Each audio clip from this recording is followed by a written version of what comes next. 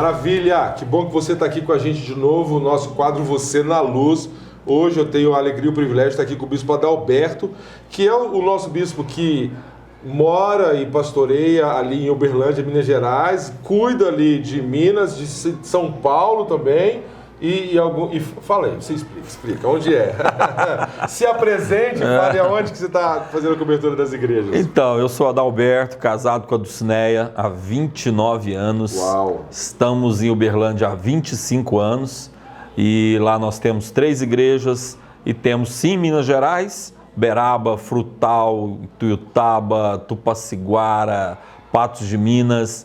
Temos em São Paulo, que é Batatais e Franca. Interior, né? Isso, ali, interior paulista. E também Goiás, agora nós assumimos 3 igrejas, que são Itumbiara, Caldas Novas e Buriti Alegre. Legal. E além disso também damos suporte, apoio para a nossa igreja em Portugal.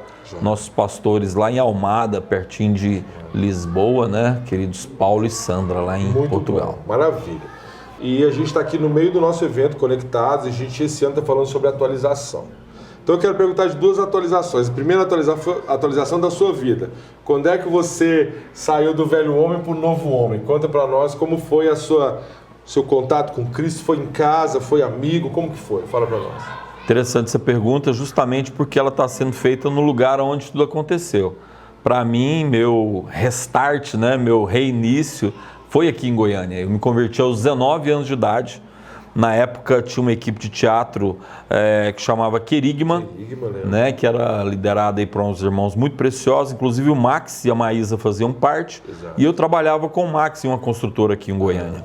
E ele começou a falar de Jesus para mim, e eu resistindo e tal, mas um dia eu aceitei um convite para ir numa reunião da mocidade que reunia no Objetivo, lá na Vida Goiás. Goiás, Colégio Objetivo, lembro. Exatamente. Lembro, e, consequentemente, uma apresentação de teatro na Praça do Bandeirante. E eu assisti uma apresentação, assisti uma peça que chamava Fardo, e foi muito impactante. Não, mas e ali minha decisão por Jesus começou, e eu me firmei ali nas reuniões do Objetivo. Vim na Igreja da Fama, primeira vez, lá em abril de 92, e me converti aqui. Me batizei em julho de 92. Depois fiz excursão, fiz seminário, conheci a Dulcineia, nós nos casamos durante o tempo de seminário. Foi no seminário. Foi no seminário, fazendo Instituto Bíblico aqui. E aí então começou todo esse processo de transformação, de renovação, mudança de identidade, cura, libertação. Você foi o primeiro crente da família, sim? Sim. Na minha casa, eu, minha mãe, minhas irmãs, fui o primeiro, né? E ali começou um processo de transformação que alcançou toda a minha casa. E isso foi algo marcante. Alguém que vinha assim do mundo da bebida, das drogas, né? De todo esse mundo que Goiânia oferecia na década de 80, 90.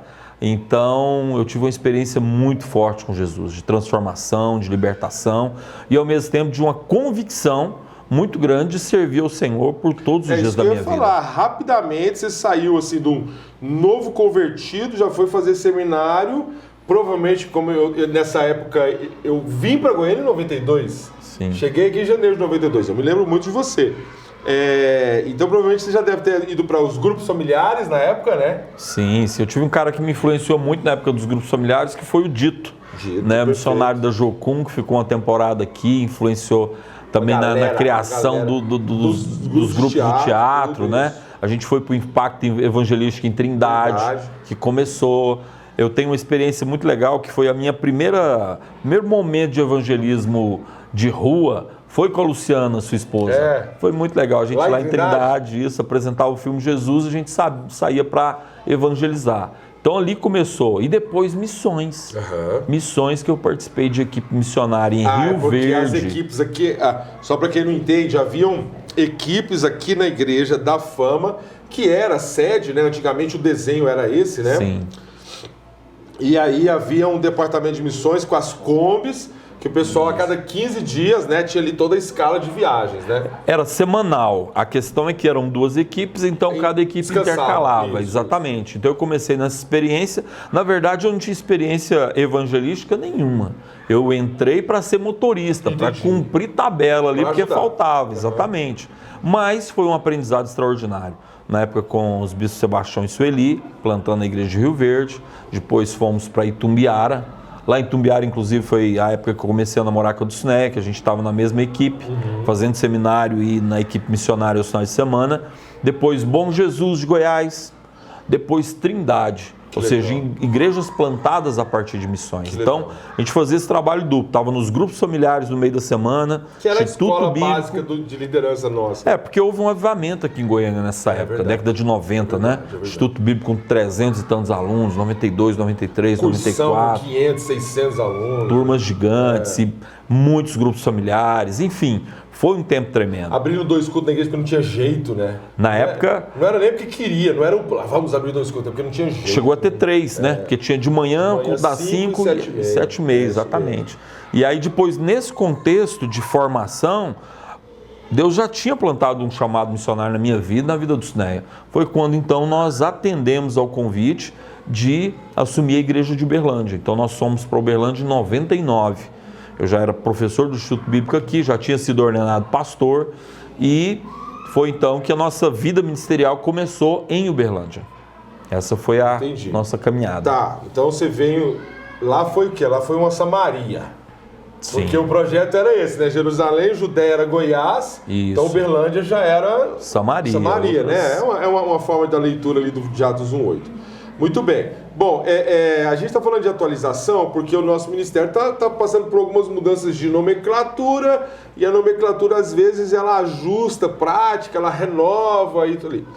E há alguns anos você também passou por uma outra experiência de atualização que você fez a psicologia, né? Verdade. Além da tua formação no Instituto Bíblico aqui, que na época era muito bom, né? O Instituto Bíblico muito forte, há alguns anos você fez a psicologia. E então a minha pergunta está dentro disso tudo, desse escopo todo. Falando do nosso tema, que é Romanos 12:2, que Paulo fala ali, um versículo muito famoso sobre a gente renovar o nosso entendimento. Então, pegando toda a tua experiência de vida, e essa bagagem que a psicologia te dá, fala para nós sobre isso. Quão é positivo isso? Quão é difícil isso? Qual é o segredo para a gente viver e manter? Porque eu gosto de dar um exemplo do maratonista. Eu vou correr 10 quilômetros. Alcançar 10 km é uma coisa, agora manter uma rotina de 10 km é outra coisa completamente diferente. Com certeza. Né? O cara chega numa corrida e corre 10 km, mas no dia seguinte ele volta para 5, 2, 3, né? Sim. Então fala para nós desse processo de atualização da mente, que na minha opinião é o segredo para a mudança da vida, né? Muito boa essa pergunta, Kiko, porque, na verdade, todos nós precisamos entender que a obra de Deus nas nossas vidas, ela é plena e ela envolve corpo, alma e espírito. Perfeito. E o nosso desafio é justamente entender, dentro da nossa compreensão racional, intelectual, cognitiva, aonde está a necessidade de transformação. Para mim, a busca pelo aprendizado, especificamente na psicologia, se deu ao perceber assim, uma carência no ministério pastoral, na questão do aconselhamento. Tipo, talvez, vamos usar uma expressão, falta de algumas ferramentas para tratar algumas situações. Exatamente. Uma vez que só a oração não ia resolver, precisava de... A oração e a palavra é óbvio que são fundamentais e vitais, mas, no entanto, o trato, a lida com a psique, com o eu, com o ego. Visão da pessoa, cosmovisão da pessoa. Exatamente, a sua identidade. Especialmente porque o ser humano ele vai colecionando na sua história traumas. Eu me graduei em psicologia e também fiz uma pós-graduação em análise transacional que entrou muito nessa questão da formação da identidade do indivíduo, como ser e como coletivo. E nesse sentido eu percebi o seguinte: a igreja ela tem tudo que nós precisamos realmente para a transformação das pessoas. O que falta na realidade? Falta técnica, falta habilidade, falta às vezes sair um pouco dessa questão espiritual extrema, de espiritualizar tudo e entender que há questões que são de ordem emocional. Exato, a alma. São na alma, estão nos sentimentos. Tem, às vezes, os problemas das vontades que estão relacionados a compulsões.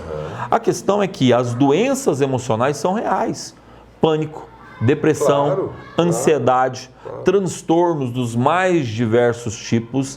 E muitas vezes nós cristãos temos um erro grave de espiritualizar e acreditar que apenas pela oração ou apenas por buscar a Deus isso vai ser resolvido. Mas eu acho que todo mundo sabe que para determinadas situações tem a ferramenta específica. Não adianta você bater um prego com a chave de fenda.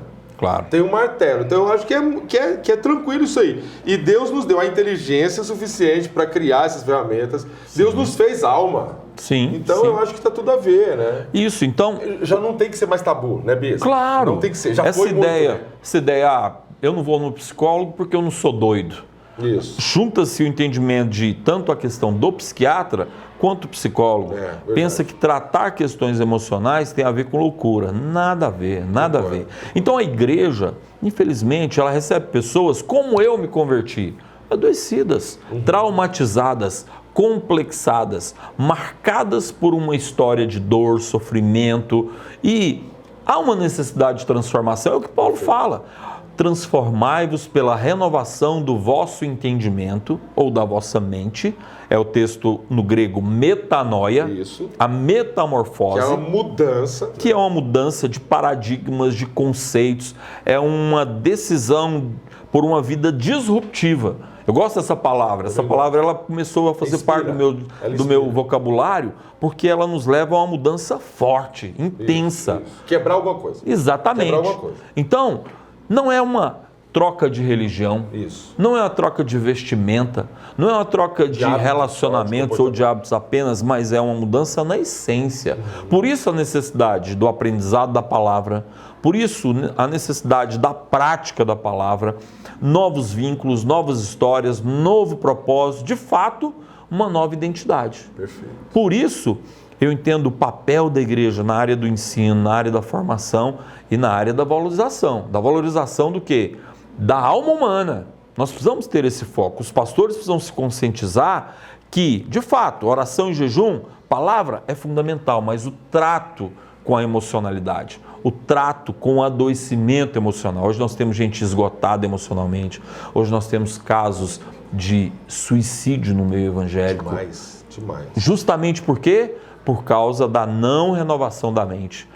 Bispo, eu acho assim que um ministério como o que a gente faz parte, todo pastor, minha opinião, ele tinha que ter duas coisas: falar inglês e fazer, além da formação teológica, que essa aí a gente não está nem contando. É básico. Um curso desses, pelo menos, de gestão de pessoas, que pega um pouco de administração e pega um pouco de psicologia, recursos humanos ali.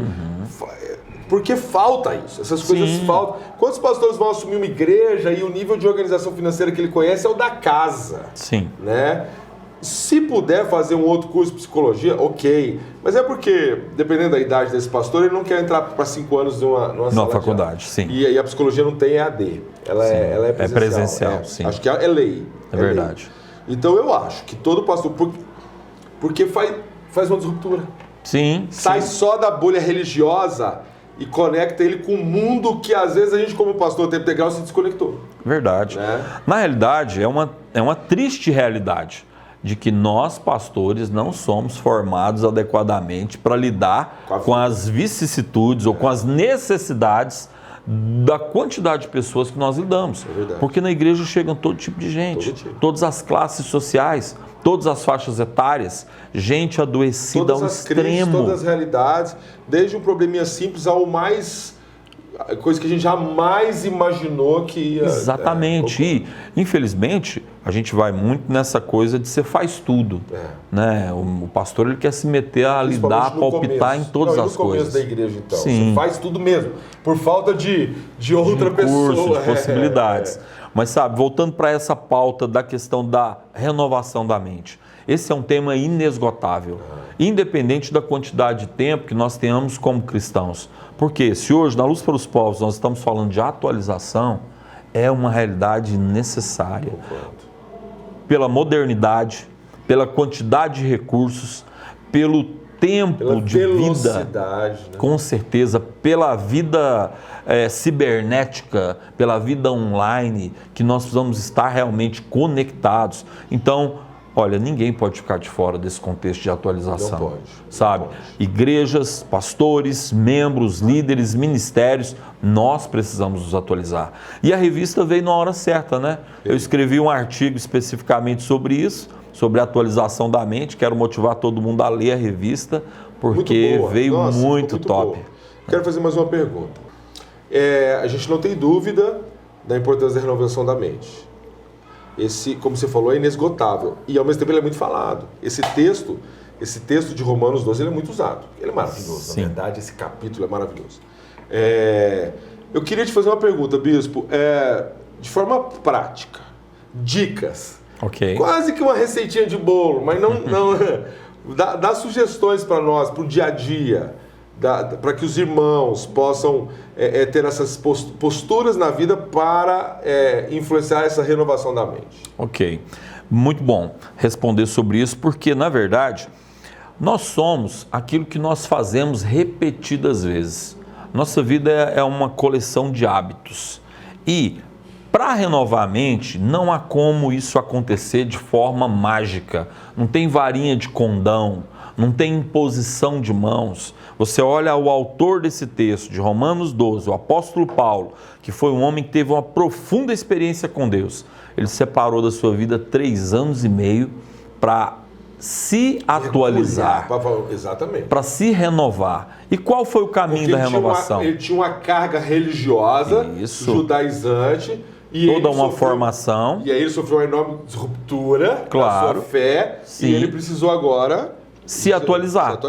Ou seja, renovar a mente. E como ele renovou a mente? Ele partiu para um estudo profundo das Escrituras, ele foi ouvir, ele foi ler, ele foi, de fato, trocar conceitos. Ele foi fazer um processo de atualização mental que envolveu estudo, dedicação, escutatória e principalmente a disciplina da busca pelos novos conceitos.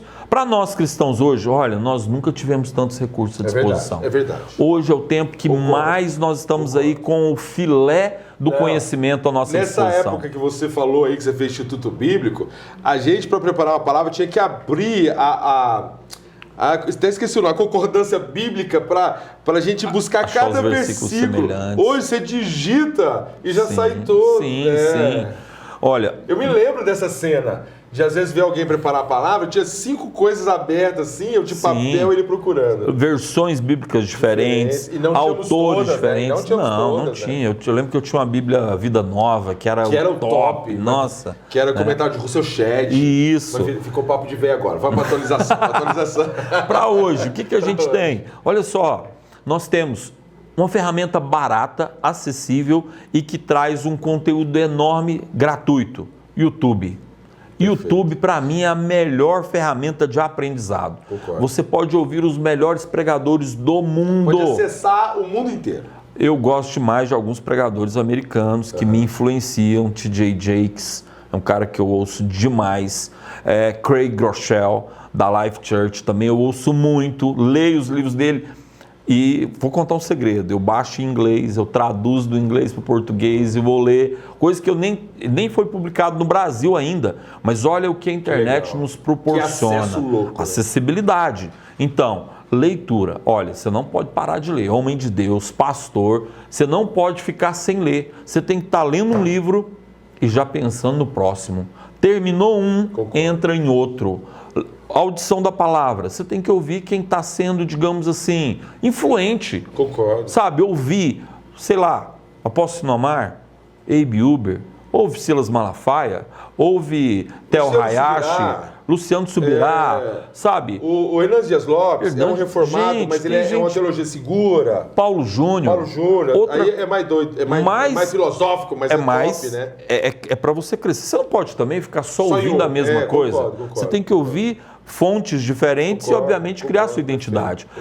Algo que hoje, dentro do YouTube, que é só uma dicasinha jóia, eu gosto demais de ouvir podcast. Podcast, você ouve a alma da pessoa. Eu ouvi essa semana um podcast que me edificou demais. Quero sugerir o Hub do Brunão do Morada. Sim. Eu não tinha assistido ainda o podcast da Ana Paula Valadão com eles. Lindo.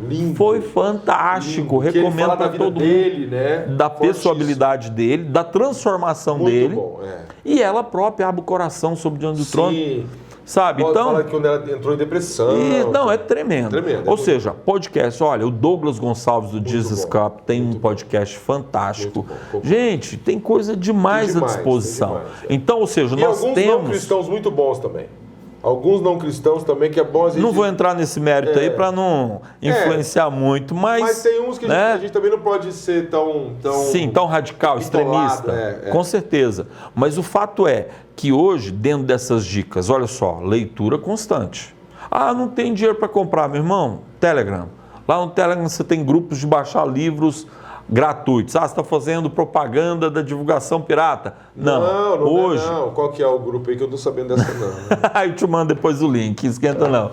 Enfim, YouTube, escutar a palavra sempre. E óbvio, leitura bíblica. Leitura bíblica, a disciplina da leitura. Isso aí é fundamental. Foco extremo. Novo Testamento. Foca no Novo Testamento para transformação, para aprendizado. Lembra que nós somos o povo da nova aliança.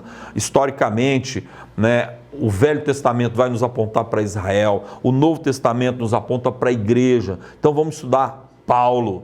Ou seja, há possibilidade enorme de renovação. E claro, decisão. Que eu não acredito em transformação sem um profundo comprometimento, sem decisão, sem disciplina. Como Paulo fala em 1 Coríntios 9, onde ele fala que todos, na verdade, correm, mas só um leva o prêmio. Eu mesmo esmurro meu corpo até ser reduzido à escravidão. Justamente o quê? Disciplina. Disciplina de leitura. Outra coisa, estou me lembrando aqui, que é fantástico, Spotify. Spotify também, você tem lá... Eu ouço muito mais do que assisto. Porque eu ouço no carro, às vezes na academia. É isso que eu ia dizer. Porque o Spotify te possibilita a não ter cortes, nem interrupções. Você põe no... Meus discípulos, muitos deles lá em Uberlândia, eu coloco Bíblia no Spotify deles para eles ouvirem. Ah, não tem tempo de ler. Vai ouvir. É isso mesmo. Ouve Romanos, ouve Gálatas, ouve Filipenses, ouve Spotify. Tem os podcasts também. Sabe? Tem um cara que eu ouço muito, né? Que eu gosto demais do Spotify dele. É o Maurício Fragale, da Igreja Nova, lá do Rio de Janeiro. O cara que eu ouço demais no Spotify, eu ouço quase todo dia. Você sabe um que eu tenho gostado? JB Carvalho. Ô, cara inteligente, sou fã do JB. Ele é tão inteligente que às vezes é difícil acompanhar o raciocínio dele, né? Assim, sim, e é isso que me desafia nele. É querer entender, é querer pensar da forma como ele pensa. Sabe o que eu tenho gostado de ouvir? Quando vai alguns crentes em podcasts não cristãos. Eu gosto demais por causa da perspectiva ali do não crente fazendo as perguntas. Então tem ali desafia. Então quem leva muito é o Vilela, naquele Inteligência Limitada. Ele leva Lamartine Pozella, já levou o Rina da Bola de Neve. O Thiago Brunet é um cara que vai em muito podcast não cristão e prega muito. Sim, então eu acho muito legal isso, porque... tira um pouco a gente da bolha. Sim, eu já ouvi mais Thiago Brunet, hoje eu não tenho ouvido muito, mas realmente. Ou seja, nós temos N recursos, só não atualiza quem não quer. Mas uma coisa é o seguinte, a gente tem que pôr coisas novas porque elas vão tirar as velhas. Concordo. Né? Eu acho que um grande erro nosso é focar no que não deve fazer. E você está dando a dica contrária. Você foca no que você tem que fazer. Exatamente. Que aí automaticamente você vai desprezando o que você não tem que fazer. Olha, eu fui muito transformado com uma experiência que eu tive de conhecimento de um cara que mudou muito a minha mente com os livros dele, que é Joseph Prince, com o Evangelho da Graça. E ele me levou muito para a questão da liberdade de viver sem a condenação. Infelizmente, a gente tem muitos pregadores da condenação. Sim. Isso é isso, isso é aquilo, você está errado por isso, por aquilo outro. E, na verdade, eu entendi que quando você reforça verdades saudáveis, isso automaticamente substitui aquilo que é o negativo. Você vai deixando aquilo que é doentio. Foi o que Deus falou para Adão. Adão, Deus não falou, não coma dessa árvore.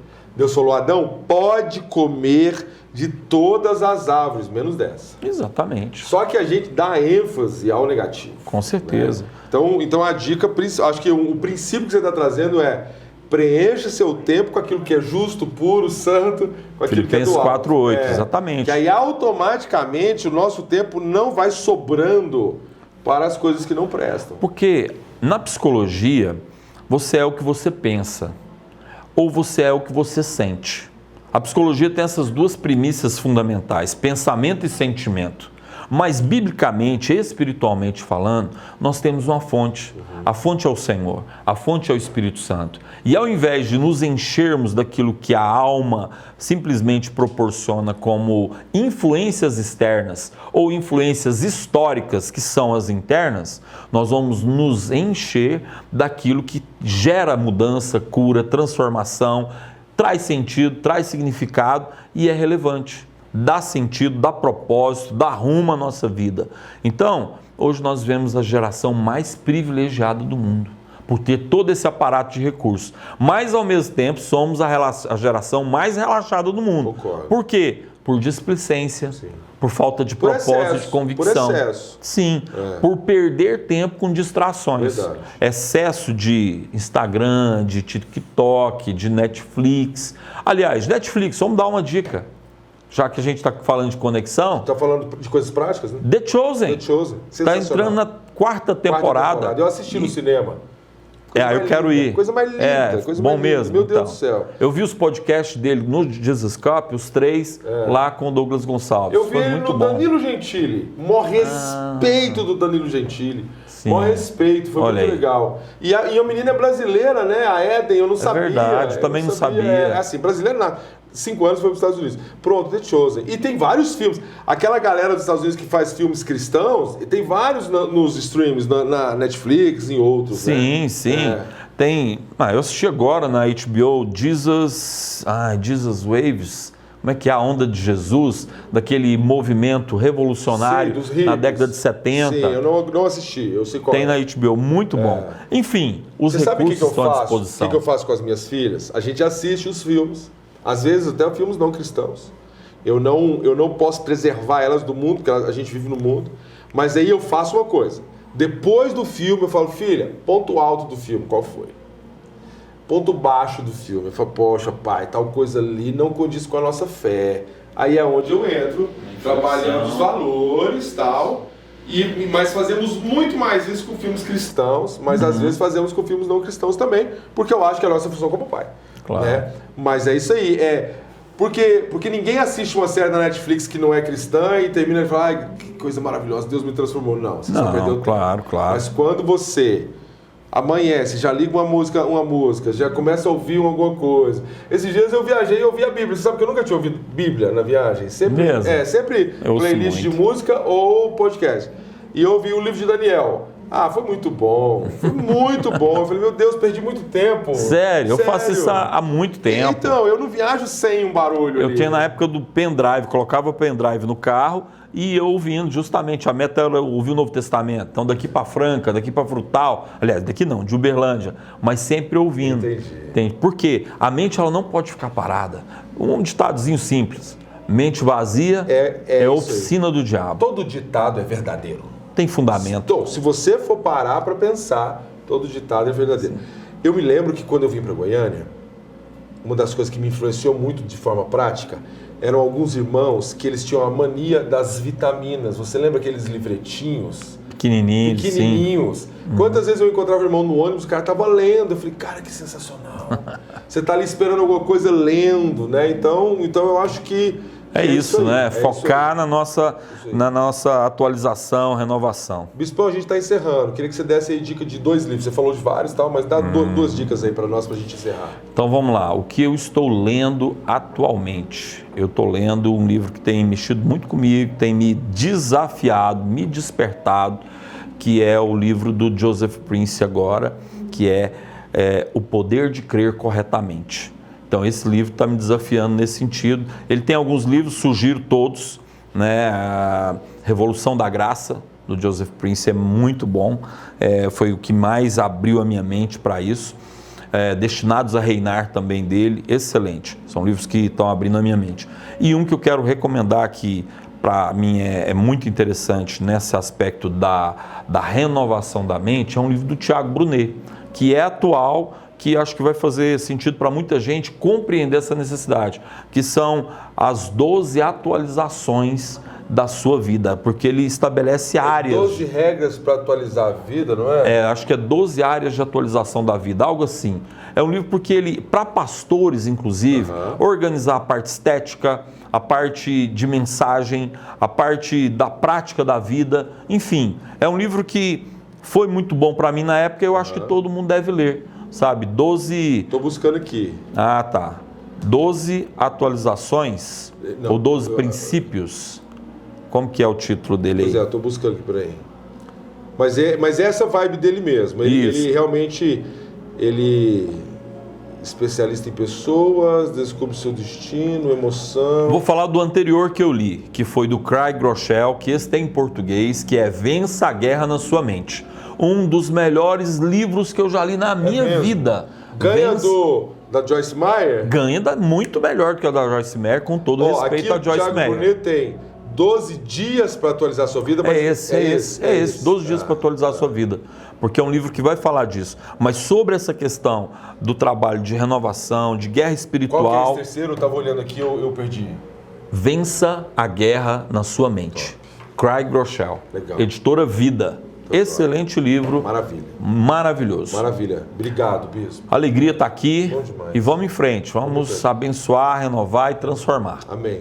Deus abençoe sua vida. Permaneça firme na luz.